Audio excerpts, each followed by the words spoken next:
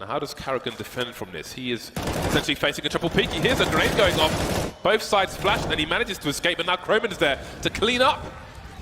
Absolutely disastrous start for G2 in this round.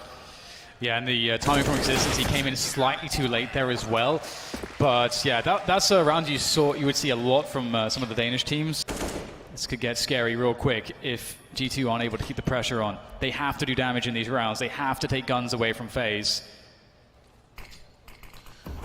They're just waiting for an overextension, I suppose, someone to jump on the box, because they had the numbers there. There are 3 of them there. They've got no flashes or anything to go past the window. They've just got to have somebody take some shots and go for it, but they don't do that. They don't get the peak they were looking for, and now they've got 2 less men than they had before. Now you see Kroman trying to limit how exposed he is when he jumps, but he sees body moving up. And there is a teammate there. Off angle from Karrigan. Very safely played. Avoiding the apex off his jump being in the peak, which would have made it easier to shoot him in the face, Kroman. And now it's Existence left. No damage done. The funny thing is, I wonder if there was a kind of like a minor tell. Kenny has 2750 in the bank. You might wonder why Existence just has the deagle. Well, not everybody needs to peek at the same time. Talk about timing. Oh, he goes back for it. Very awkward for Body to try and trade. Smith picked off as well. And Existence can now pick up a weapon. So it seems he's prioritizing Kenny being able to buy a sniper rifle than having to need a rifle himself. And with the way Kenny's been playing, I think that's a good decision. But it hasn't been good enough to have too much success in this round so far. 3 versus 5 with 40 seconds on the clock. Body picked off. Existence still carrying the bomb, but there isn't a single kill in this round just yet. And now that's the bomb spotted on the radar. He's very exposed in the middle position and has to fall back. Shocks, he's got to find something special here. And Karrigan is holding a pretty commonly held off angle. But it's very strong. It's a reason that it's commonly held. Can Shox do it alone? He's going to be peeking out into this, and he will get it. Karrigan can't land his shot, but Kroman certainly can. And the health for Existence is very, very low. He does get the bomb down, which will be the guarantee of cash, an additional $800 for each player, but the round will be conceded. Yeah, giving a decent amount of respect to their opponents. Speaking of which, it's going to be a fast one into the A site, and it will be held effectively by Rain. And looks like G2 can't get too much here.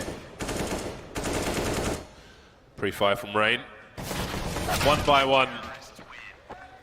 Very anticipated go-to for G2. We're going to team that aren't going to have a lot in their playbook right now. Oh, the head not spotted. Shock's going to find Guardians, though. That leaves Rain to do all the damage. That's one. A continuation spray. Very good for the next one. Rain's found the bomb. He's done the damage. He's only got a player to worry about in the apartment's position, but his teammates are fast to respond with a nice rotation to give him the support that he needs. And G2, despite having 3 alive, now 2, are in a very, very tough predicament. Even though nobody was there, that pre-fire from Rain on this corner where Existence is was completely nasty. Doesn't need to give anything away. He's trying to delay them as much as possible. No flank from the CT side. Now Existence standing where Guardian was checking earlier on. Rain in the corner in case of a flashbang, just facing the wall. There are both the frags from G2, 2 on 2 now. Karrigan moving into the connector position, or maybe staying in mid, because there is time to rotate. I don't think he would get any sound cues if they run through B apps, so he's forced to make his way. Oh, I think both. This is very interesting now. They wait a few seconds and it's going to be 1 CT per site, but the Ts have split as well, so seems Existence is moving for a split. Loses a duel, but he's got the info as to the position of the 1 player on the A site. Shock's going straight for the plant because he knows it's a 1 versus 1. That is quite smart. Can he pull the gun out in time? No, just short. Go up. Should FaZe do well, and that's another frag from the man. Although it's just pistols to worry about. Very nice flick from Guardian. He's going to continue. We've seen so much like this from him before. Wow. And he'll continue to be clean, clinical. 10 rounds in. Well, this is the 11th round. A little wiggle on that shot. So Yaps, it caused the rotation, leaving Carrigan on his own towards B, but Croman's gone straight back. How many people are behind Body, though? That is a question. But G2 are still set up to make a play towards A. And I don't know if Rain hears some footsteps, but he's not seeing anything. And now it's a split of the A site, but can they do it fast enough before Carrigan gets into position? Sorry, Rain does. Croman picked off now 2 versus 3, but Guardian has angles from CT. But they don't know about Rain. They think he's still on the site. They have no idea he's made this play.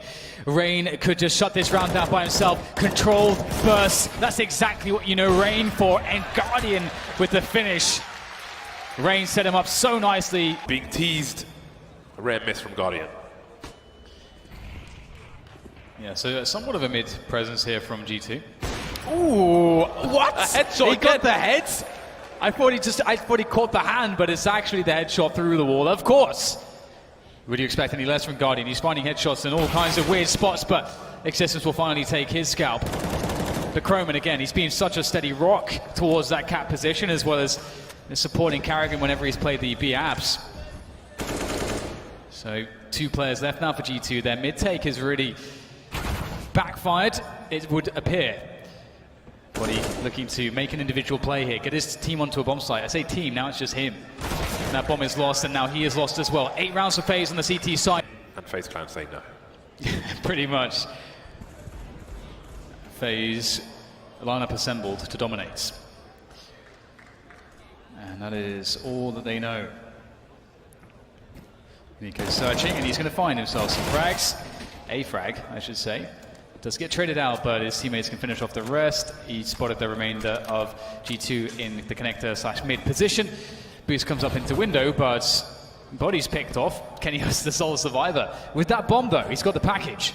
He's going to try and plant it. There may be an opportunity, but you can see Carrigan's running all the way back to the bomb site, and he has spotted Kenny S. There's no way in.